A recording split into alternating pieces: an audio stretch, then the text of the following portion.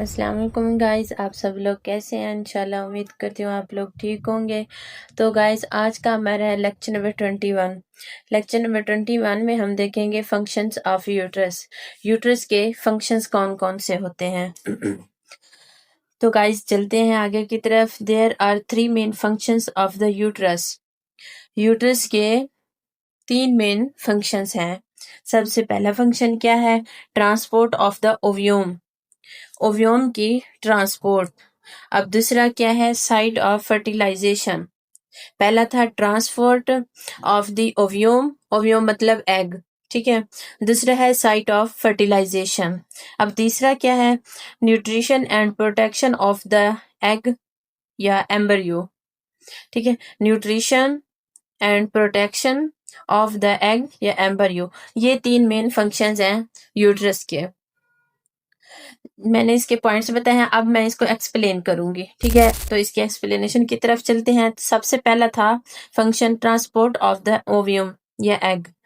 अब इसमें देखते हैं, after ovulation the fallopian tubes pick up the egg from the ovary. Ovulation के बाद फॉलोपियन ट्यूब्स जो होती है ना, वो जो एग होता है ओवरी में, ठीक है ना, उसको पिकअप करती हैं। आफ्टर ओव्यूलेशन, ओव्यूलेशन के बाद the fallopian tubes pick up the egg. Fallopian tubes egg को पिकअप करती हैं, कहाँ से? फ्रॉम द ओवरी, ओवरी से, ठीक है। अब दूसरा पॉइंट देखते हैं, it carries it towards the uterus. Fallopian tubes ने पिकअप किया एग को, ठीक है। उसके बाद क्या करती हैं? It carries it towards the uterus, ये एग को यूट्रस की तरफ ले जाती है, ठीक है। ये था ट्रांसपोर्ट ऑफ द ओव्यूम। आगे चलते हैं, साइट ऑफ फर्टिलाइजेशन। ये इसका दूसरा, यूट्रस का दूसरा मेन फंक्शन है, साइट ऑफ फर्टिलाइजेशन। इसको एक्सप्लेन कैसे करेंगे? Sperm usually meets the egg in the एम्पोला। जो स्पर्म होता है, मेल की तरफ से जो सेल होते हैं रिप्रोडक्शन के लिए, उसको हम स्पर्म कहते हैं, ठीक है। अब स्पर्म क्या करता है? Usually meets the egg in the एम्पोला। एम्पोला में अमूमन मीट करता है, किससे? एग से। आगे चलते हैं, मिडल पार्ट। एम्पोला को हम मिडल पार्ट कहते हैं, ठीक है, ऑफ द ट्यूब। ट्यूब के मिडल पार्ट में मीट्स करता है।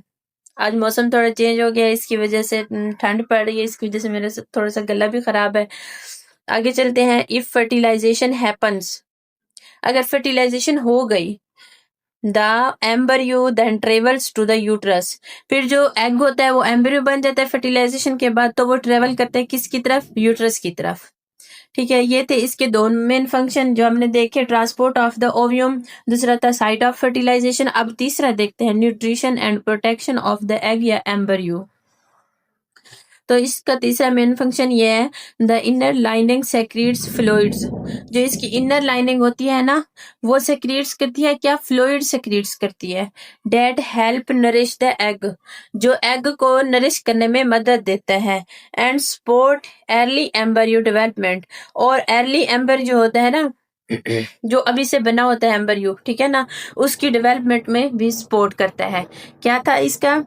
Nutrition and protection of the egg and embryo. इसकी एक्सप्लेनेशन हमने कुछ इस तरह से की, द इनर लाइनिंग सेक्रीट्स फ्लूइड्स, जो इनर लाइनिंग होती है वो फ्लूइड सेक्रीट्स करती है। That help nourish the egg, अब वो फ्लूइड्स क्या करते हैं? फ्लूइड्स क्या करते हैं, ठीक है ना, वो एग को नरिश करते हैं। And support the early embryo development, और जो एम्ब्रियो होता है ना, जो अभी नया एम्ब्रियो बना है, उसकी डेवलपमेंट में सपोर्ट करता है।